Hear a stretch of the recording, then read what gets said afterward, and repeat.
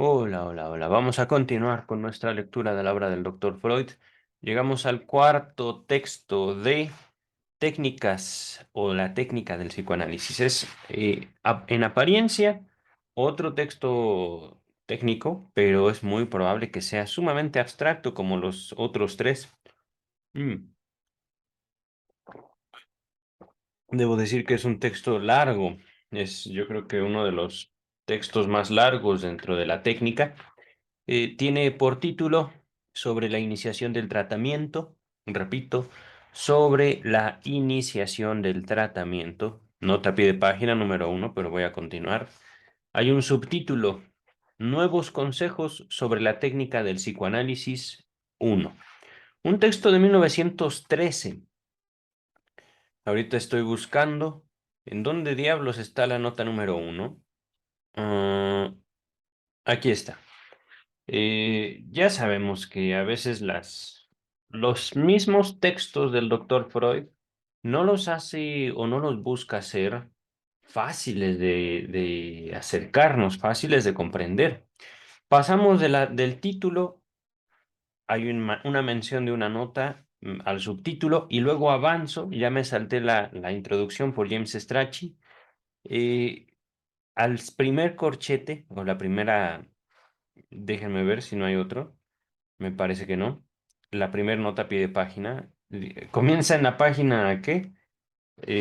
Ciento, ¿qué?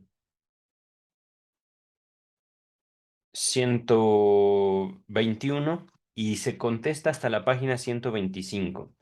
Corresponde a la llamada que aparece en el título. Véase página 121. En la primera edición figuraba aquí la siguiente nota.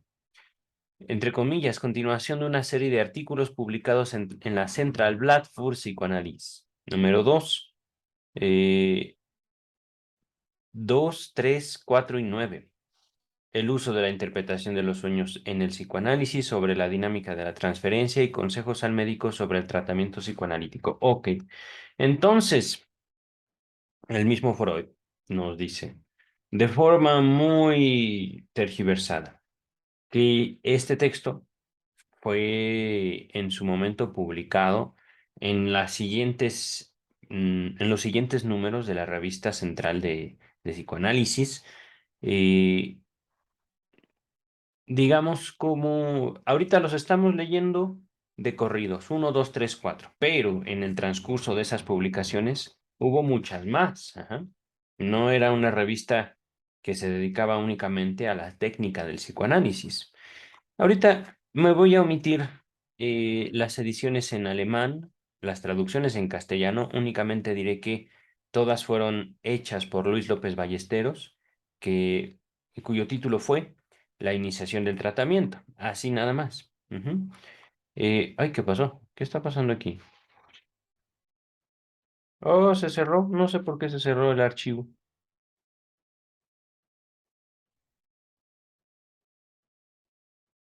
Ok.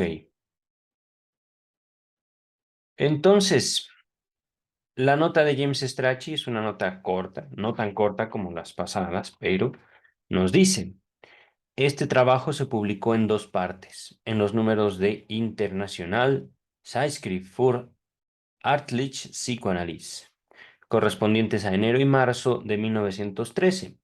La primera parte que culminaba con la pregunta, lo que sigue está entre comillas, es decir, aquí está la pregunta, ¿en qué punto y con qué material se debe comenzar el tratamiento? Cierra comillas. Ajá. Véase página 135. Estaba intitulada, voy a evitarles la pena de escucharme leer en alemán. Dice, Nuevos consejos sobre la técnica del psicoanálisis. Número 1, sobre la iniciación del tratamiento. Mm. Continúa el texto. La segunda parte llevaba el mismo título, pero con estos dos agregados. Vienen frases en alemán. Voy a leer la traducción que está inmediatamente. La cuestión de las primeras comunicaciones, la dinámica de la cura. Está genial, en serio, porque aquí el doctor Freud va a ser más específico acerca de lo que él llama la cura. Ujú. Que he estado haciendo algunas observaciones de algunos textos pasados. Ajá. pero aquí el autor va a decirnos literalmente a qué se refiere con la cura, o eso es lo que Strachey nos hace esperar. Continúa la introducción. A partir de 1924, todas las ediciones en alemán adoptaron el título abreviado sobre la iniciación del tratamiento, sin agregados. Según la concepción original del autor, tal como lo revela el manuscrito, el artículo se dividía en tres partes que corresponderían respectivamente a, entre comillas, sobre la iniciación del tratamiento hasta la página 140, la cuestión de las primeras comunicaciones, página 141 y 140 y 141, y la dinámica de la cura, 141 a la 144. Entonces, como les había advertido, aquí el texto empieza en la página 125 y vamos hasta la 144. Son 20, 19 páginas, me parece. Pero bueno, al mal paso. No, no es verdad. Vamos a simplemente ocuparnos, ¿vale? No estoy seguro de grabar todo el texto en una sola toma, porque es un texto bastante largo. Seguramente lo interrumpiré en cuanto me canse. Mm. Dice, las siguientes ya serán palabras del doctor Freud. Quien pretenda aprender por los libros el noble juego del ajedrez, pronto advertirá que sólo las aperturas y los finales consienten una exposición sistemática y exhaustiva, en tanto que la rehúsa la, la infinita variedad de las movidas que siguen a las de apertura. En otras palabras, el ajedrez podemos nosotros estudiar las aperturas, las tiradas de inicio y generalmente los finales, pero en medio es toda una infinidad de posibilidades. Ajá. La rehúsa la infinita variedad, es decir, la infinita variedad de jugadas entre el inicio y el final del ajedrez es difícil de describir, ajá, por decirlo de una manera. Continúa el texto. Únicamente el ahincado estudio de partidas en que se midieron grandes maestros puede colmar las lagunas de la enseñanza. A parecidas limitaciones están sujetas las reglas que uno pueda dar para el ejercicio del tratamiento psicoanalítico. En este trabajo intentaré compilar para uso del analista práctico alguna de tales reglas sobre la iniciación de la cura. Entre ellas habrá estipulaciones que podrán aparecer triviales, perdón, triviales, y en efecto lo son. Valga en su disculpa no ser sino unas reglas de juego que cobrarán significado desde la trama del plan del juego. Por otra parte, obró bien al presentarlas como unos consejos, entre comillas, y no pretenderlas incondicionalmente obligatorias. La extraordinaria diversidad de las constelaciones psíquicas intervinientes, la plasticidad de todos los procesos anímicos y la riqueza de los factores determinantes se oponen, por cierto, a una mecanización de la técnica y hacen posible que un proceder de ordinario legítimo no produzca efecto algunas veces, mientras que otro habitualmente considerado erróneo lleve en algún caso a la meta. Sin embargo, esas constelaciones no impiden establecer para el médico una conducta en promedio acorde al fin. Aquí se nos ha dicho ya dos adjetivos para el cual va dirigido el texto, ¿vale? Médicos y psicoanalistas. Ajá. En aquellos tiempos una era condición de la otra. En aquellos tiempos estamos hablando de principios de la escuela psicoanalítica, de la escuela internacional del psicoanálisis. De mano del doctor Freud no solo surgen algunos textos aislados, sino un movimiento científico, cultural, histórico. Ajá. Y justamente a sus allegados, otros doctores, otros médicos, el doctor Freud dirige estos textos que estamos abordando. Ahorita simplemente podemos escuchar la lectura y podemos nosotros aproximarnos a lo que dijo el maestro, el doctor Freud, con la reserva justamente de que no somos médicos.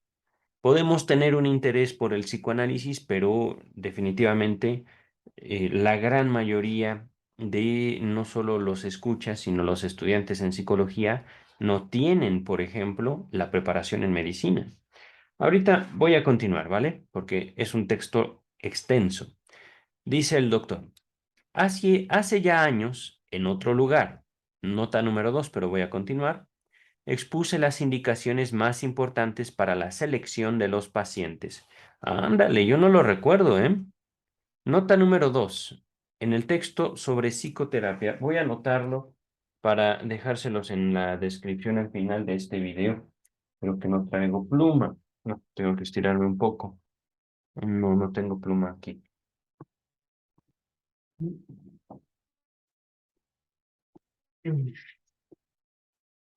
Sobre psicoterapia, ese texto ya lo leímos, pero no recuerdo que nos haya ahí recomendado cómo escoger pacientes. Ok, vamos a continuar. Por eso no las repito aquí, no se preocupen, se las voy a dejar después. Dice, entre tanto, han hallado aprobación en otros psicoanalistas, pero agrego que después, con los enfermos, de quienes sé poco, he tomado la costumbre de aceptarlos primero solo provisionalmente por una semana o dos. Si uno interrumpe dentro de ese lapso, le ahorra al enfermo la impresión penosa de un intento de curación infortunado. No solo ha emprendido un sondeo a fin de tomar conocimiento del caso y decidir si es apto para el psicoanálisis. No se dispone de otra modalidad para ese ensayo, de puesta a prueba. Como sustituto, no valdrían pláticas ni inquisiciones en la hora de sesión, por más que se las prolongase. Ahora bien, ese ensayo previo ya es el comienzo del psicoanálisis y debe obedecer a sus reglas. Quizás se lo pueda separar de este por el hecho de que en aquel uno le hace hablar al paciente y no le comunica más esclarecimientos que los indispensables para que prosiga su relato. La iniciación del tratamiento. Antes de continuar, esto me parece fascinante, ¿eh? Eh, Tomar a prueba a un paciente es algo que no está ¿cómo decirla? En la escuela lacaniana, en la escuela. mm, Aunque es cierto que recuerdo de mi seminario de formación que el- hay un periodo, digamos, de prueba, no solo para el seminario, sino para el análisis en general. Eh, lo cierto es que eh, en épocas del doctor Freud no había tantas terapias como hoy. Ajá. No que podamos presumir, y esto es curioso, no que nosotros en nuestro tiempo, año 2022, podamos presumir de mejores técnicas, sino simplemente de productos mercadológicos. Por supuesto, de una ultra especialización de las terapias. Ajá. Ahorita, de hecho, lo menciono no con un afán de ofender, no con un afán de, ¿cómo decirlo? Es, contrastar. No solo hablamos, por ejemplo, de terapias psicológicas, por supuesto, terapias físicas, pero también terapias conforme diferentes ideologías. Voy a mencionar algunas, por ejemplo. Hay una terapia de corte bíblico. Conozco a algunos terapeutas de corte bíblico, es decir, ellos toman la Biblia como un modelo de terapia y otros psicoterapeutas no toman la Biblia, sino corrientes ideológicas y filosóficas como el feminismo. De hecho, en el Facebook de la Facultad de Psicología para el año 2021-2022, observé muchísimas solicitudes de chicas pidiendo terapia feminista, por ejemplo, ¿no? Y por supuesto, les repito, no hago esto para contrastar.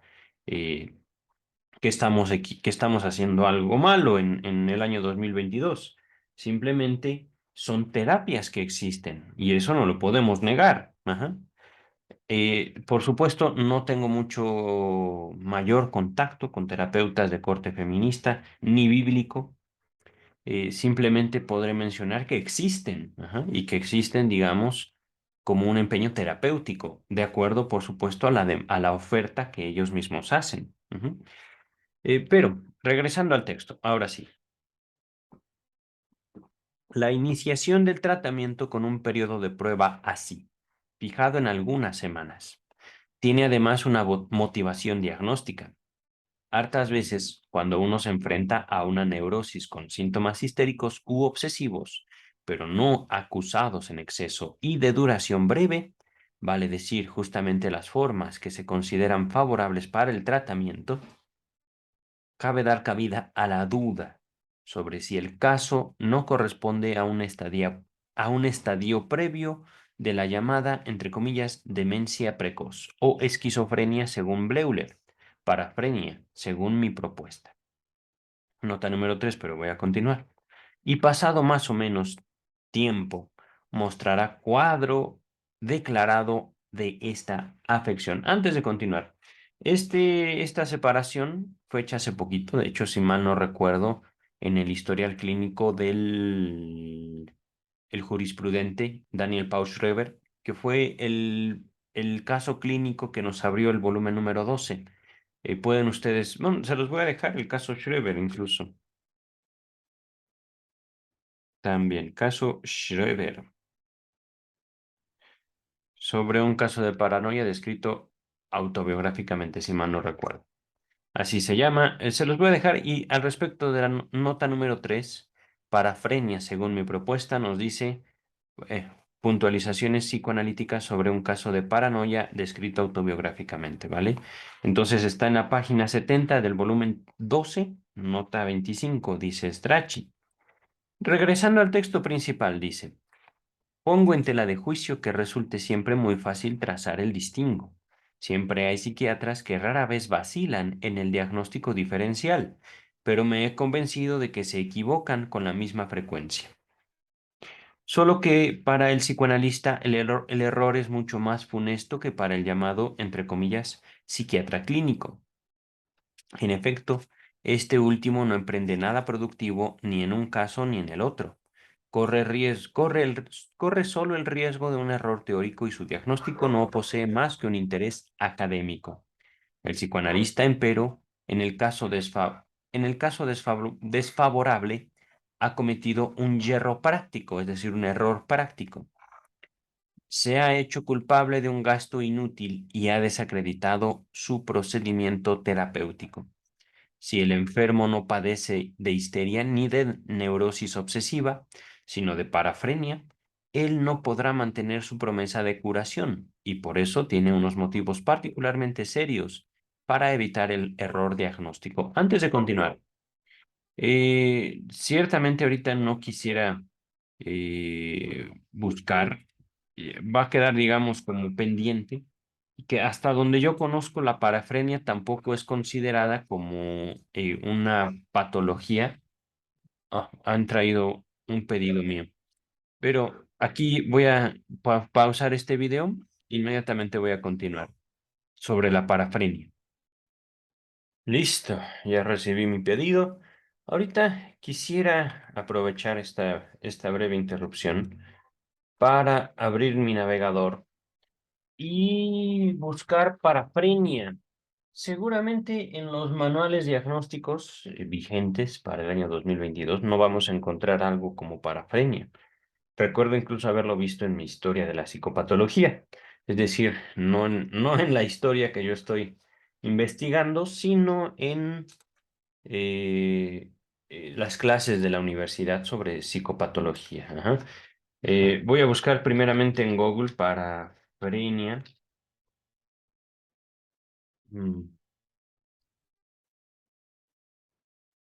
Parafrenias.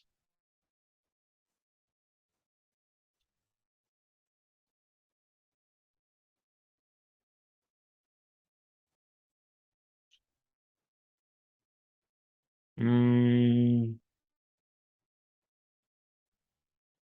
miren. Estoy leyendo en la revista de la Asociación Española de Neuropsiquiatría. Quiero mostrarles en pantalla esto. No creo que tenga problemas de copyright. Es simplemente una página. Busqué parafrenia en Google. Ajá. Y este fue el primer resultado. Parafrenias, nosografía y presentación clínica. Ajá. Pero miren, esto me llamó la atención. Es- Ha sido una de las últimas grandes invenciones de la psiquiatría clásica. Tanto la escuela francesa como la escuela alemana han discutido fuertemente y descrito esta entidad clínica de forma intermediaria, perdón, entre la paranoia y la esquizofrenia. Originariamente evocada, bla, bla, bla. El término cae en el olvido con la aparición del Manual Diagnóstico y Estadístico de los Trastornos Mentales, pues, el tercer volumen, ajá, donde será retomada dentro de conceptos tan variados como la esquizofrenia, el trastorno delirante crónico, etcétera, etcétera. Ajá. Em, este texto es del 2014 en Madrid. Por supuesto, mm, no voy a leerlo todo, pero nos estamos dando cuenta, ¿no? Parafrenia es una cuestión, digamos, de eh, psicosis crónica, es decir, ruptura con la realidad que lleva a creer formas de entender las cosas muy estrambóticas y poco razonables. Parafrenia, vamos a dejarlo así, y estoy buscando así literalmente. Parafrenia, me fui primero a esta página de la Asociación Psiquiátrica Española y luego me fui a esta otra que me salió, que es la parafrenia para Freud. Ajá, para Freud. Un verso sin esfuerzo. Vamos a dejar de compartir esta pantalla y continuamos. Se espantó mi perrito, mi guitarra se movió. Continuamos con la lectura del doctor Freud. Entonces, no es tan importante. Podemos decir que el doctor Freud escogía los casos sometiendo a todos sus pacientes a una prueba de tantos días, posiblemente un par de semanas. Semanas en las cuales la convivencia era cercana.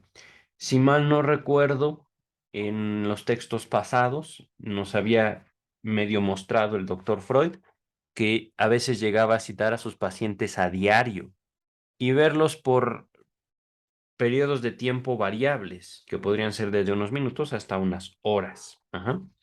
Ahorita regresamos al texto. Mm. Les repito, el doctor Freud nos estaba diciendo, eviten la parafrenia. Ujú. Dedíquense a las neurosis, histeria y neurosis obsesiva. Continuamos con el texto. En un tratamiento de prueba de algunas semanas, percibirá a menudo signos sospechosos que podrán determinarlo a no continuar con el intento. Por desdicha, no estoy en condiciones de afirmar que este ensayo posibilite de manera regular una decisión segura.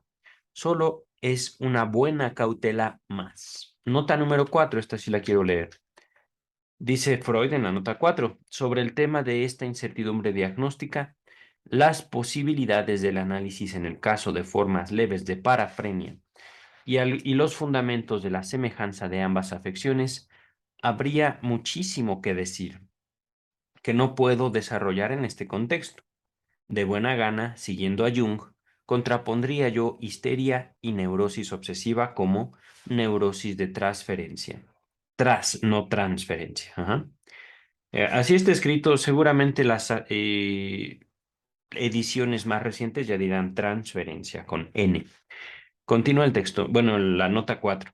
A las afecciones parafrénicas, es decir, contrapondría. Yo voy a separar, dice el doctor Freud, las neurosis de transferencia de las afecciones parafrénicas, como neurosis de introversión. Si no fuera porque ese uso del concepto de, entre comillas, introversión, entre paréntesis, de la libido, lo enajena de su único sentido justificado. Veas el texto sobre la dinámica de la transferencia.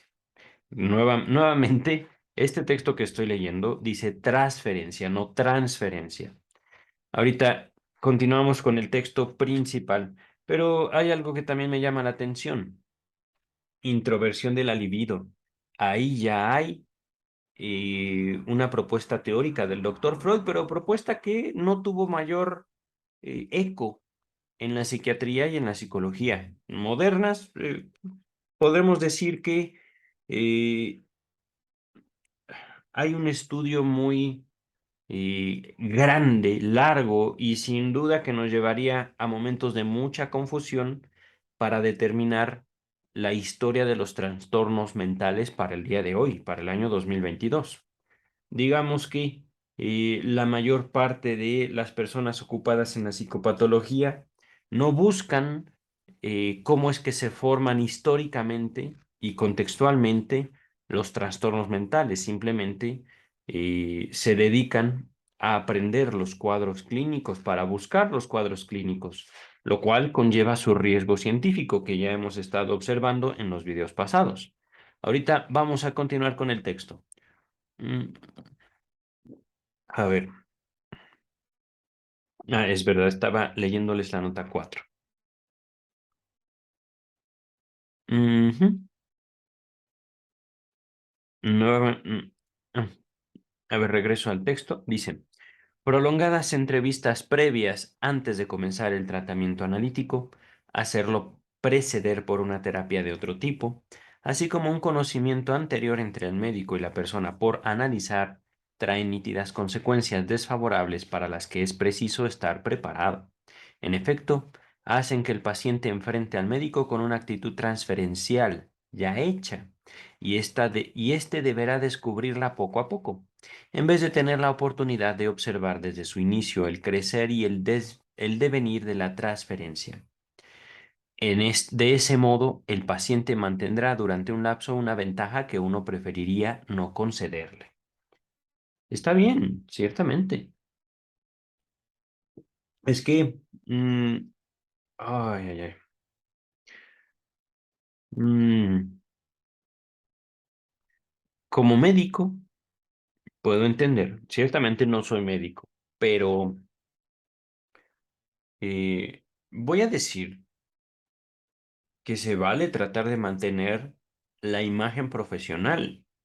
No tanto que uno quisiera, sino que heredamos, la cual muchas veces nos lleva a estudiar, ya sea medicina, psicología, derecho, no sé, algún contacto habremos tenido que nos hace surgir en nosotros el deseo de adoptar determinadas profesiones.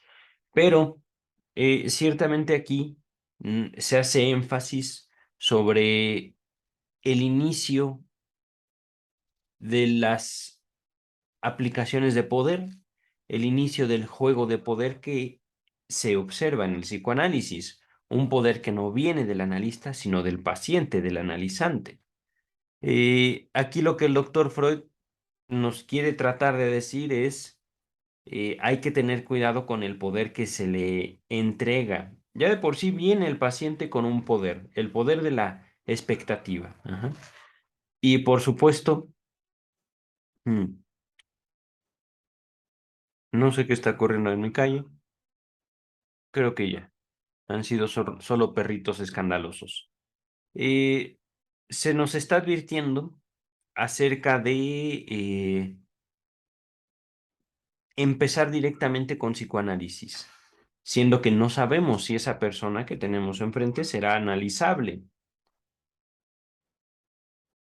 Voy a repetir esto. A ver, prolongadas entrevistas antes de comenzar el tratamiento analítico, hacerlo preceder, es decir, antes del psicoanálisis como tal viene una terapia de otro tipo, así como un conocimiento anterior entre el médico y la persona por analizar, traen nítidas consecuencias desfavorables para las que es preciso estar preparado. Digamos como que un paciente que ha sido paciente de muchas personas, de muchas teorías. Creo que lo escuché de parte de muchos colegas, de muchas otras corrientes terapéuticas, filosóficas, científicas. Viene muy manoseado. Ajá. Continúa el texto. mm, hacen que el paciente enfrente al médico con una actitud transferencial ya hecha, y éste deberá descubrirla poco a poco, en vez de tener la oportunidad de observar desde su inicio el crecer y el devenir de la transferencia. De este modo, el paciente mantendrá durante un lapso una ventaja que uno preferiría no concederle. Uno debe desconfiar de todos los que quieren empezar la cura con una postergación. Vamos a ver a qué se refiere con esto. La experiencia muestra que no se presentan transcurrido el plazo convenido, a pesar de que los motivos aducidos para esa postergación, vale decir, la racionalización del designio, pudieran parecer inobjetables al no iniciado. Es decir, doctor, espéreme tantito, luego voy. No, nunca viene. Continúa el texto. Dificultades particulares se presentan cuando han existido vínculos amistosos o de trato social entre el médico y el paciente que ingresa en el análisis o su familia. El psicoanalista a quien se le pide que tome bajo tratamiento a la esposa o al hijo de un amigo ha de prepararse para que la empresa, cualquiera que sea su resultado, le cueste aquella amistad. ¿Cierto? Y debe admitir ese sacrificio, si no puede recurrir a un subrogante digno de confianza. Subrogante quiere decir sustituto. Si no puedes tú transferir al hijo, a la esposa de tu amigo, el indagar acerca de la historia, la subjetividad de esa persona va a llevar muchas veces a que el familiar, la amistad, digamos, que uno compartía antes, guarde ciertas reservas, se manifieste de alguna manera en contra de lo que uno está incluso preguntando. ¿Ah? Vamos a continuar con el texto. Tanto legos como médicos, aquí recordemos el contexto, legos no quiere decir muñequitos, quiere decir gente que no es doctor. Ajá. Tanto legos como médicos que tienden aún a confundir al psicoanálisis con un tratamiento sugestivo, es decir, yo te voy a decir qué hacer, yo te voy a decir qué pensar, qué decir, cómo hacer, qué hacer. Ajá. Suelen atribuir elevado valor a la expectativa con que el paciente enfrente el nuevo tratamiento. Es decir, si el doctor Freud te va a cambiar, cuando no sabemos si el cambio le vaya a favorecer a quien invitó a la gente al análisis, digamos a la terapia de acuerdo al contexto histórico del doctor Freud. Continúa el texto. Mm, A menudo creen que no les dará mucho trabajo cierto paciente por tener gran confianza en el psicoanálisis y estar plenamente convencido el paciente de su verdad y productividad. En cuanto a otro, les parecerá más difícil el éxito, pues se muestra escéptico y no quiere creer nada antes de haber visto el resultado en su persona propia. En realidad, sin embargo, esta actitud de los pacientes tiene un valor harto escaso. Su confianza o desconfianza provisionales apenas cuentan entre las resistencias internas que mantienen anclada la neurosis. Es cierto que la actitud confiada del paciente vuelve muy agradable el primer trato con él. Uno se la agradece, pese a lo cual se prepara para su previa toma de partido favorable se haga pedazos a la primera dificultad que surja en el tratamiento. Oh, caray, caray, caray. Es que ciertamente las dificultades, como les diré, no son al respecto de este juego de poder que podemos pensar proviene de una relación sugestiva, como se la menciona el mismo doctor Freud. Se piensa que el psicoanálisis es una terapia sugestiva, es decir, yo te voy a sugerir, yo te voy a dar consejos. Ajá. Terapia sugestiva, sugerente, que invita. Y ciertamente no es así. Cuando ocurre el análisis, que les recuerdo desde mi experiencia y conocimiento se separa de la psicoterapia, en el mismo análisis, el analizante termina revelando cosas que no sabía y que no le son placenteras, que no le son a él o a ella, ¿cómo decirlo? Sugerentes, más bien que querría evitar de sí mismo.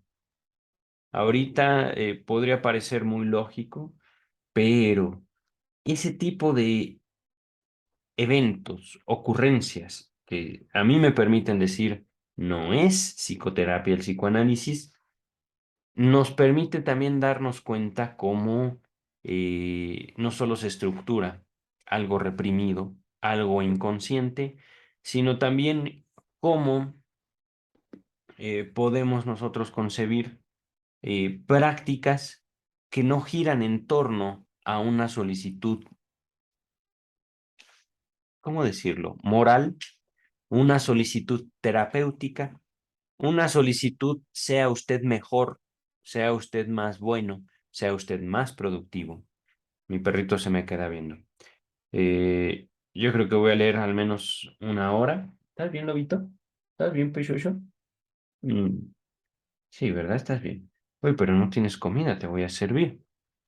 Voy a terminar este párrafo y le voy a servir, por intermedio de una pausa, la comida a mi perro. Dice entonces el texto. Al escéptico se le dice que el análisis no ha menester, es decir, no le hace falta, que se le tenga confianza, que él tiene derecho a mostrarse todo lo crítico y desconfiado que quiera, que uno no pondrá su actitud en la cuenta de su juicio, pues él no está en condiciones de formarse un juicio confiable sobre estos puntos, y que su desconfianza no es más que un síntoma entre los otros que él tiene, y no le resultará perturbadora siempre que obedezca concienzudamente a lo que le pide la regla del tratamiento, es decir, dígalo todo. Ajá. Tiene que decirlo todo a pesar de que usted lo encuentre cuestionable, criticable, asqueroso, lo haga enojar eso que quiere decir. Ajá. Vamos a continuar con el texto. Quien esté familiarizado con la esencia de la neurosis no se asombrará al enterarse de que también alguien sumamente idóneo para ejercer el psicoanálisis en otro puede comportarse como cualquier mortal y ser capaz de producir las más intensas resistencias tan pronto como él mismo se convierte en objeto del análisis. Uno vuelve a recibir entonces la impresión de la dimensión psíquica profunda y no le parece nada sorprendente que la neurosis arraigue en estratos psíquicos hasta los cuales no caló la formación analítica. Wow, doctor Freud. No caló estratos psíquicos. Verán que y esto es algo específico del psicoanálisis. En la psicología realmente es una cuestión de eterna victimización. Lo digo con conocimiento de causa. Se trata de decirle en la psicología a un paciente, no, usted no tuvo la culpa. Básicamente, en esencia, eso es la propuesta de psicoterapia. No se trata... Oh, cómo molestan esos ruidos. No se trata, digamos, tampoco de culpabilizar al paciente.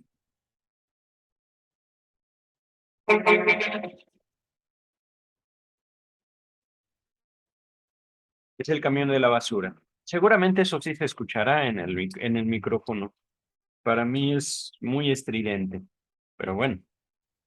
Eh, Estamos hablando entonces de una diferencia fundamental entre los tratamientos terapéuticos para el año 2022 y la experiencia analítica. Una experiencia... Maldito camión, ya se fue. No sé por qué sigue sonando tanto.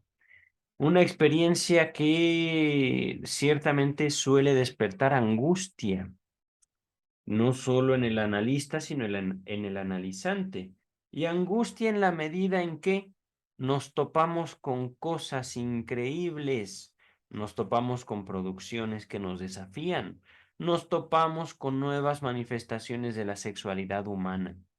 Nuevas manifestaciones me refiero específicamente a los afectos. Me refiero específicamente a las redes sociales, por ejemplo. Las formas en las cuales nos relacionamos siempre están cambiando. Ahorita vamos a continuar con el texto. ¿En qué me quedé? Ciertamente quería antes de continuar mencionarles, ha aparecido al menos 2 o 3 veces la palabra neurosis. No se desesperen por esa maldita palabra, que ciertamente hemos dedicado mucho estudio anteriormente en los casos clínicos de histeria y neurosis obsesiva. Ajá. Les sugeriría dedicar un tiempo a estudios sobre la histeria, que se los voy a dejar al final del video. Permítanme. Estudios sobre la histeria,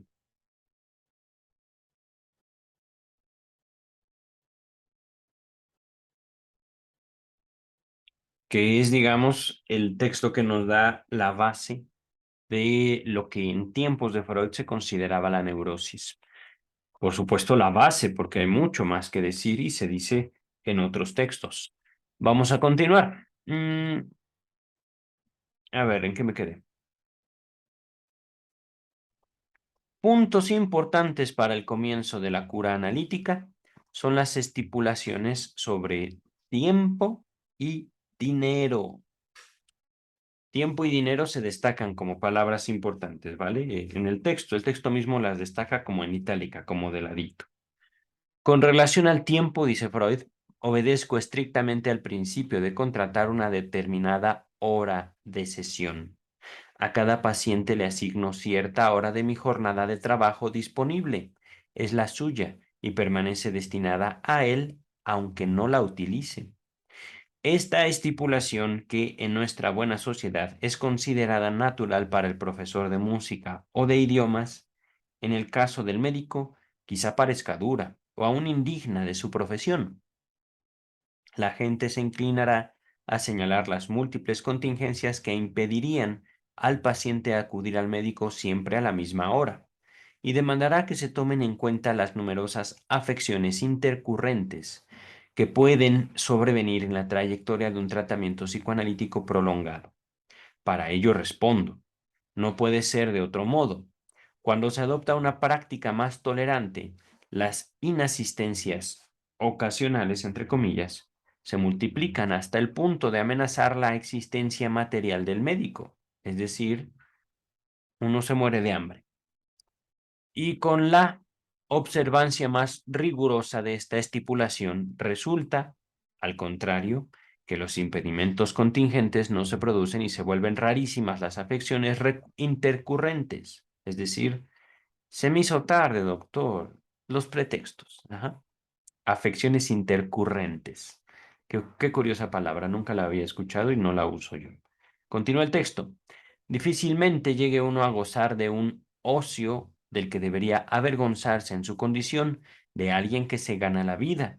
Uno puede continuar el trabajo sin ser perturbado, salvándose de la experiencia penosa y desconcertante de que justamente deba producirse una pausa en el trabajo, sin que uno tenga la culpa cuando éste prometía adquirir particular interés y riqueza de contenido.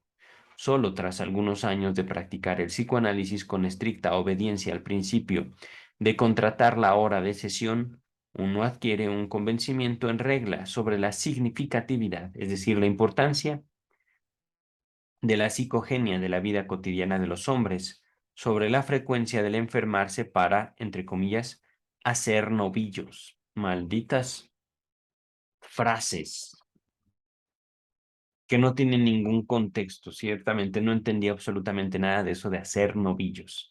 Pero vamos a continuar, ¿vale? Y la nulidad del azar, es decir, no faltan porque tienen un compromiso muy importante, simplemente faltan porque no quieren ir. No quieren ir, se me sale el gallo, no quieren ir. Resistencias, lo cual es comprensible. Es que en serio, al momento de que uno se da cuenta de que el problema no es el analista, pero que frente al analista salen esas cosas, uno tiene miedo como analizante. Si uno tiene miedo, uno tiene en verdad, a veces, y por el contenido, que uno mismo se revela así de uno, es es un impacto fortísimo. Por eso no para cualquiera, es el psicoanálisis. Vamos ahorita a continuar con el texto. Seguramente va a hablar al respecto un poco más adelante. En caso de afecciones inequívocamente orgánicas, que el interés psíquico en modo alguno puede llevarnos a excluir, interrumpo el tratamiento. Me considero autorizado a dar otro empleo a la hora así liberada y retomo al paciente tan pronto se restablece y me queda libre otra hora. Ok, doctor. Trabajo, bueno, antes de continuar, ahora sí voy a pausar el video y darle de comer a mi perrito. Un segundo. No lo notarán. Muy bien, continuamos. Estábamos entonces hablando sobre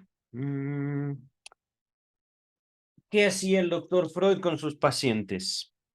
No solo vimos cómo les asignaba una hora, sino cómo trabajaba en esa hora y ahorita menciona el punto de que también el doctor Freud era doctor, es decir, no solo era un sujeto, digámoslo así, con grado de maestría, doctorado, que hasta donde yo entiendo no era así, era un neurólogo, era especialista, pero al decir doctor era un médico.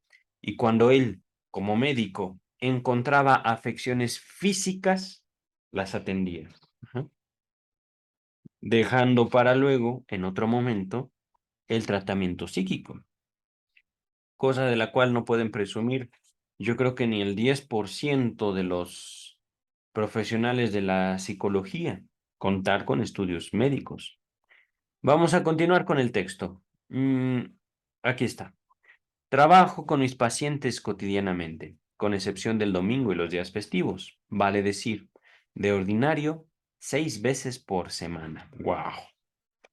En casos benignos o en continuaciones de tratamientos muy extensos, bastan 3 sesiones por semana. Imagínense, 3 sesiones por semana. Otras limitaciones de tiempo no son ventajosas, ni para el médico ni para el paciente, y cabe desestimarlas por completo al comienzo.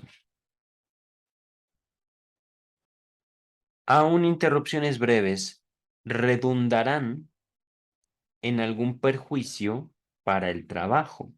Solíamos hablar en broma del, entre comillas, hielo del lunes, cuando comenzábamos tras el descanso dominical.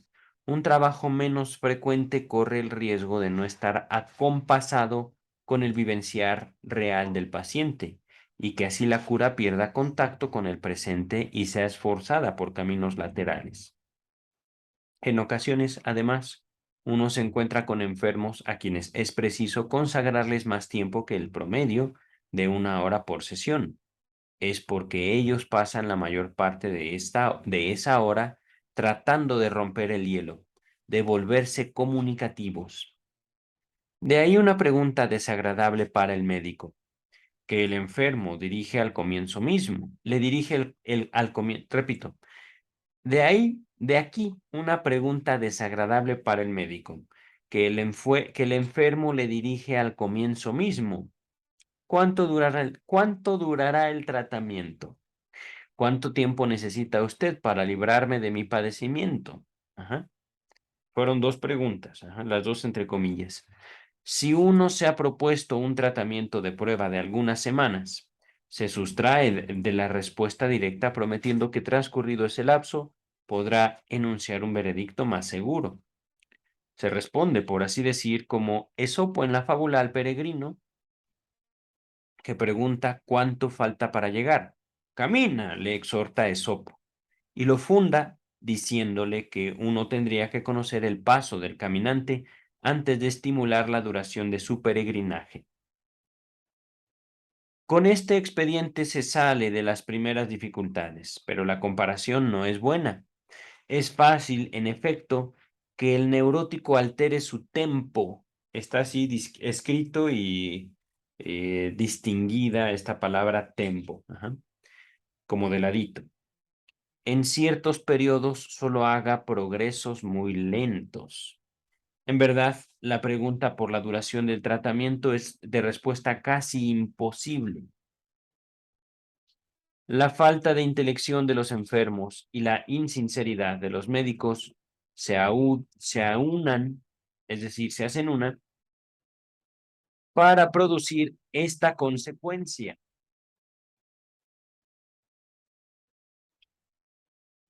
Hacer el análisis los más desmedidos reclamos y concederle el tiempo más breve. Repito, hacer al análisis los más desmedidos reclamos y concederle el tiempo más breve. De la carta que una dama me ha enviado desde Rusia, llegada a mí hace pocos días. Cito las siguientes cifras. Tiene 53 años. Nota 5, pero voy a continuar. Está enferma desde hace 23 años y en los últimos 10 años estuvo incapacitada para cualquier trabajo constante. Antes de continuar, nota 5. En las ediciones anteriores a 1925 se leía aquí 33. Ok, un poco más joven. Sube, perrito, sube, sube. Acompáñame, chiquito. Ven, sube. Ándale, precioso, sube, sube. Sube, sube, sube. Oye, a ver, te ayudo. Ven, ven, ven, ven, te ayudo. Ven, ven, ven, te ayudo. Ven acá, ven acá. Sube, ven, sube. Mi perrito no se decide. Quiere subir, pero tampoco deja que yo lo suba. Pequeñito. A ver, entonces, Strachey nuevamente haciéndonos estas observaciones. Si tenía 53 o 33, no nos importa realmente. Una mujer rusa, 10 años incapacitada para trabajar. 10 años. Se dice fácil, pero es una gran parte de la vida. Continúa el texto. Su, entre comillas, tratamiento en varios institutos para enfermos nerviosos, cierra comillas, no pudo habilitarla para una, entre comillas, vida activa. Espera curarse por completo mediante el psicoanálisis sobre el cual ha leído, pero su tratamiento ya ha costado tanto a su familia que no podrá tomar residencia en Viena más de 6 semanas o 2 meses. A ello se suma la dificultad de que solo quiere, entre comillas, explicar, al comienzo por escrito, pues tocar sus complejos provocaría en ella una explosión. Así está escrito, una explosión. O, entre comillas, la enmudecería por cierto tiempo.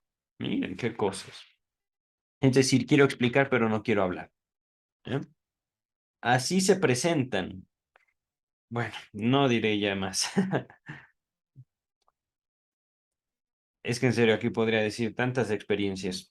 Eh, Dice el texto, nadie esperaría que se pudiera levantar con 2 dedos una mesa pesada, como se lo haría con un liviano escabel. No sé qué es un escabel, pero vamos a continuar.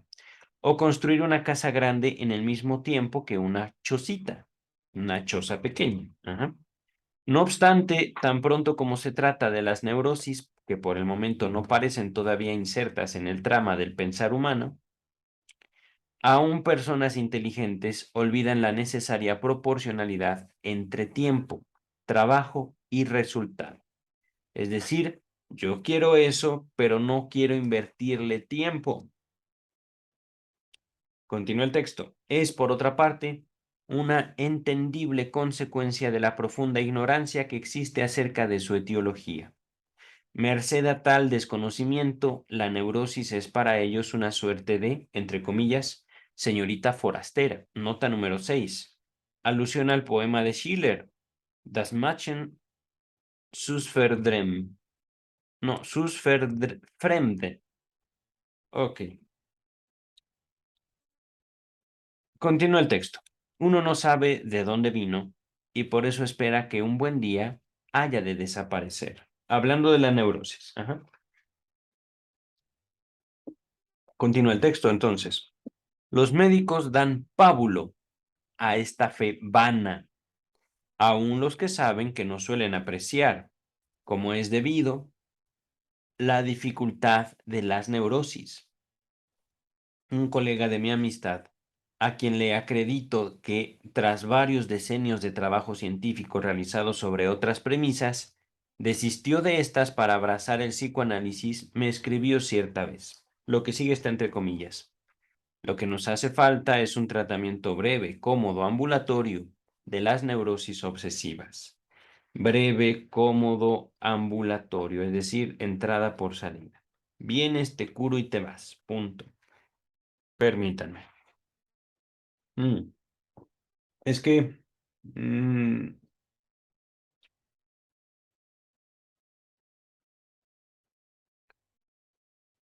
ah, ¿cómo ejemplificar? ¿Cómo esquematizar o cómo presentar? Figurar. Hablar de eso que se vive en el análisis, de esa impresión profunda de tener un contacto contigo mismo mucho más extenso de lo que te gustaría aceptar.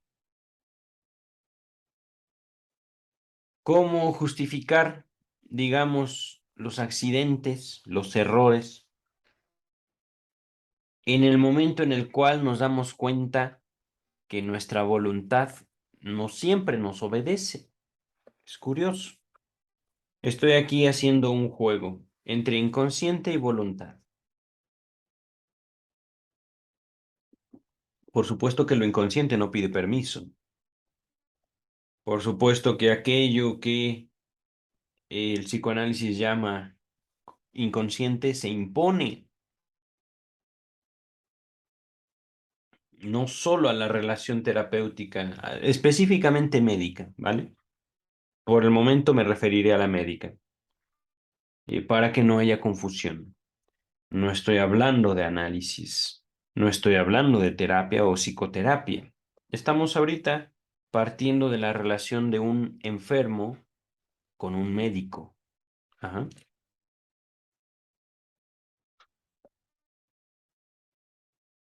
Una relación curiosa en el momento en el cual surge históricamente eso que se llama neurosis, que para hoy ya no existe de acuerdo a los manuales diagnósticos. Ajá.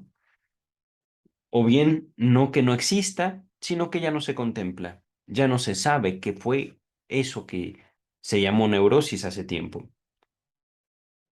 Solo quisiera terminar mi comentario diciendo que en la relación del médico, del doctor, cualquier doctor, cualquier especialidad, con el paciente, con el enfermo, la voluntad expresada por el enfermo es quiero curar, pero lo que no se dice es no quiero invertir tiempo en curar eso. No quiero tampoco sacrificar ciertas porciones de mi vida que esa enfermedad me permiten gozar. Vamos ahorita a continuar. Y estoy hablando, repito, no de terapia, no de psicoterapia, no de psicoanálisis, sino tratando de ejemplificar la dinámica de la neurosis a partir de un ejemplo de la relación de hoy del médico con un enfermo, con una enferma, ajá, que dicen quiero pero no quiero. Quiero eso pero no quiero pagar, ni en tiempo ni en esfuerzo. Ajá. Ahorita continuamos. Mm. No pude proveer a ello.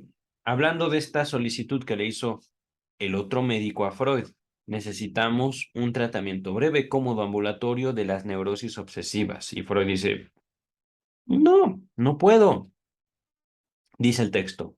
Me dio vergüenza y procuré disculparme por la puntualización de que también los médicos internistas se darían por contentos con una terapia de la tuberculosis o del carcinoma que reuniera esas ventajas. Mm, Es que, ¿qué es lo que trataba el doctor Freud? ¿Qué es eso que se llamaba neurosis? ¿La voluntad? Podemos descartar que sea la voluntad, la neurosis, en el sentido que no se puede operar a través de la sugestión, no se puede operar justamente a través del simplemente deja de hacerlo. Punto, no hay más.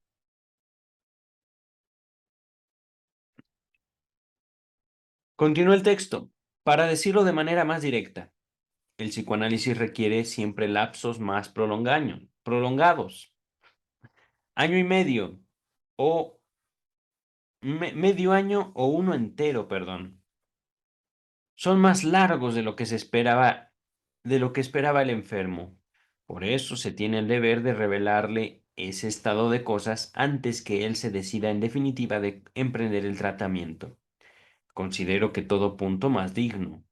Considero de todo punto más digno, pero también más acorde al fin, que, sin propender a que se asuste, se le llame de antemano la atención sobre las dificultades y sacrificios de la terapia analítica, quitándole todo derecho a afirmar después que se lo atrajo mañosamente a un tratamiento sobre cuyo alcance y significado no tenía noticia.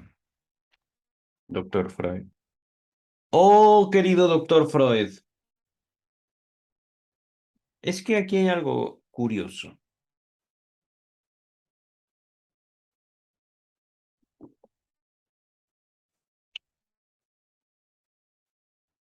Mm, El doctor Freud,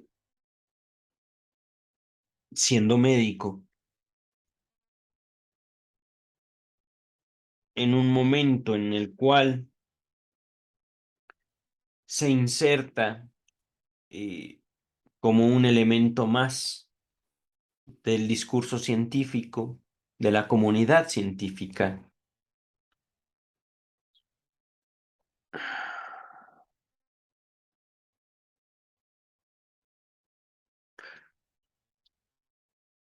Justamente este texto sobre la iniciación del tratamiento, les repito, no es un texto planeado para enfermos, sino planeado para médicos. Ajá. Eso es muy importante. ¿Por qué?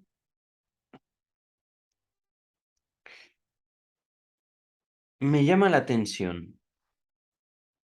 Se lo atrajo mañosamente a un tratamiento sobre cuyo alcance y significado no tenía noticia.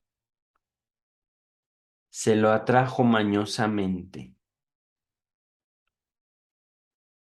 ¿El doctor? No solo el doctor Freud. Es que hay algo en la relación del médico con el enfermo, con el paciente. Médico, no psicólogo, no psiquiatra. Ajá. Tal vez los psiquiatras sí. Pero es que no solo es la expectativa del paciente, de la cura, no solo es, digamos, las ganas de que ese otro nos salve de algo que muy posiblemente nosotros provocamos, sino que,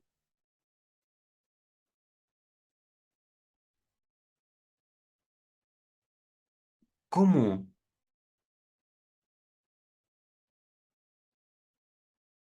Yo me pregunto esto, estoy ahorita leyendo de cierta manera el texto. ¿Cómo puede alguien ir con un médico y encontrar un tratamiento por el cual el enfermo no está de acuerdo? Y es sencillo. Por ejemplo, nuevamente retomando el modelo básico de la terapia, de la psicoterapia, el médico. Ajá. Yo quiero ir con el médico a curarme de una gripe, pero no quiero que me inyecte antibiótico. No. Antibiótico y menos inyectado, no. Así no. Soy el paciente, no quiero eso. Y en efecto, eso se puede. Pero estamos hablando de un tratamiento ciertamente que cura, pero que no es placentero. Un tratamiento que ya levanta resistencias por ciertas personas. Es que yo fui con el doctor, pero yo no quería que me inyectara y me inyectó. No lo quería. Regresando al psicoanálisis, se trata de una alternativa que tiene el doctor Freud para interactuar con sus pacientes y, por supuesto, con la intención de identificar si esta nueva técnica, el psicoanálisis, le sería útil o no, tanto a los pacientes como a su propia práctica, porque ciertamente para el año 2022 y no podría yo decirles que el psicoanálisis está en crisis, no, no es eso. Es más bien que la misma noción de terapia ha perdido mucho sentido. Mucho sentido. Y no hablo de psicología, hablo de terapia. Ajá.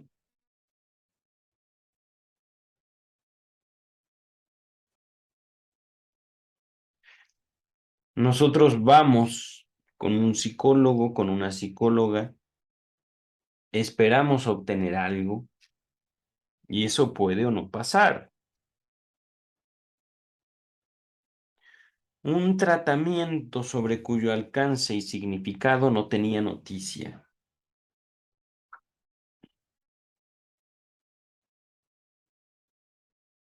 ¿Y de dónde saca la gente esa noticia? A veces no es una cuestión, y esto es importante también, los pacientes más que tomar decisiones informados, las hacen en espera de, las hacen sus decisiones médicas, los pacientes, seguir o no un tratamiento. Está ocurriendo, oigo soniditos. Hacen sus decisiones de su propio cuidado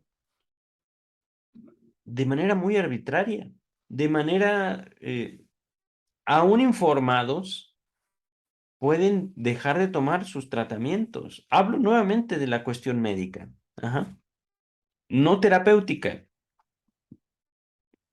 Y luego, si llevamos estas dificultades de dolor, de sabores amargos, de medicinas o de tiempos de aislamiento, por ejemplo, en los cuales la gente dice, no, no quiero eso. ¿Qué pasa cuando esas afecciones no son físicas? No se explican por los tratamientos, más que de manera a veces muy complicada, oscura,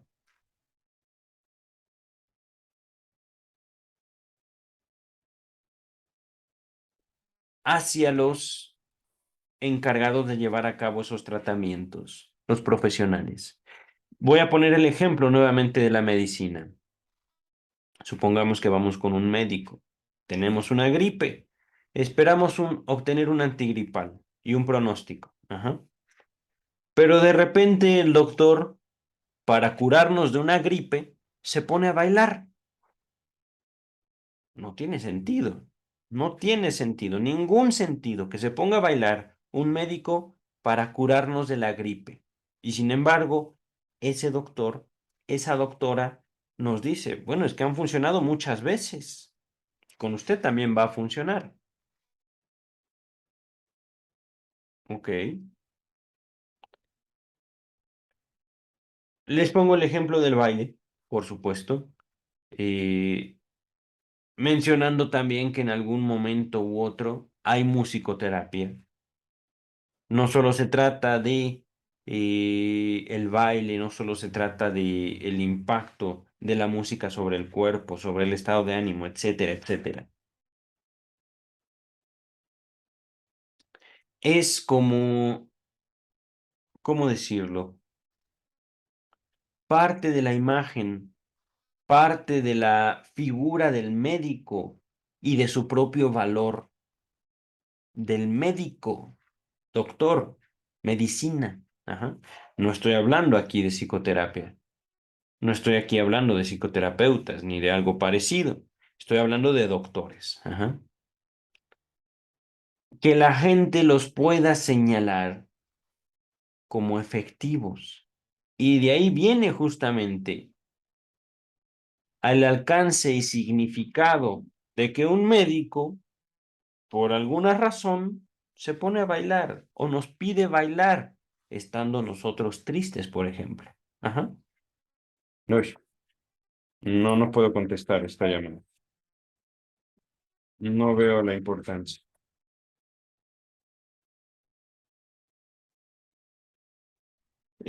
Continuamos con el texto.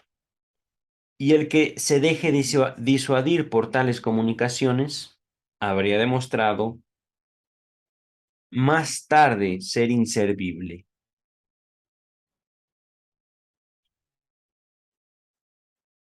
Es bueno procurar una selección así antes de iniciar el tratamiento.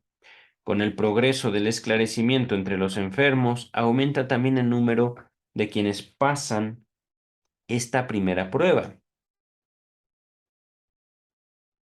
Ah, qué caray.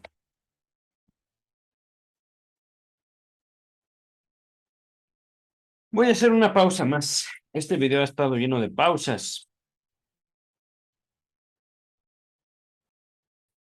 Ok, atendida mi llamada, continuamos con el texto. Estamos entonces hablando en las dificultades que presenta y las diferencias entre el tratamiento médico y el tratamiento psicoanalítico. Ajá. Por supuesto, también haciendo mención de algunas dificultades transferibles o identificables, notables también, en la práctica psicológica para el año 2022. Mm, Continuamos con el texto. Yo desapruebo comprometer a los pacientes a que perseveren cierto lapso en el tratamiento. Les consiento que interrumpan la cura cuando quieran, pero no les oculto que una ruptura tras breve trabajo no arrojará ningún resultado positivo.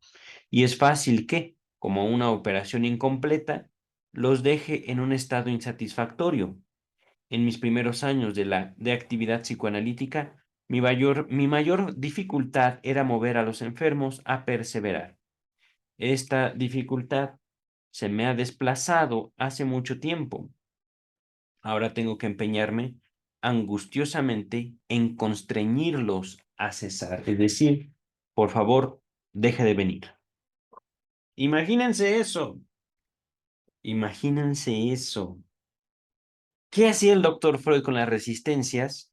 Que yo las viví de forma a veces hasta traumática. Y no les hablo de lo que hacía, lo que me decía, lo que hacía mi analista conmigo, sino eso que yo llegaba a entrever de mi propio análisis y que decía que bárbaro, no, eso es terrible, eso es fortísimo. Y no, al parecer, el doctor Freud tenía el problema contrario, demasiados pacientes de demasiado tiempo.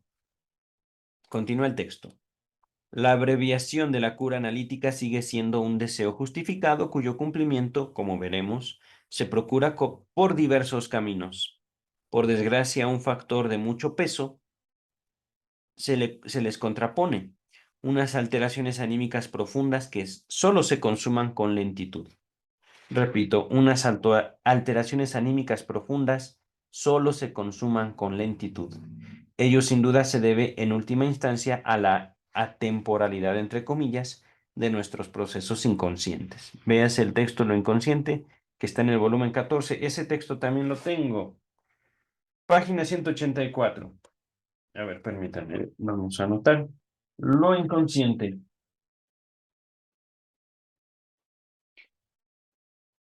Continúa el texto.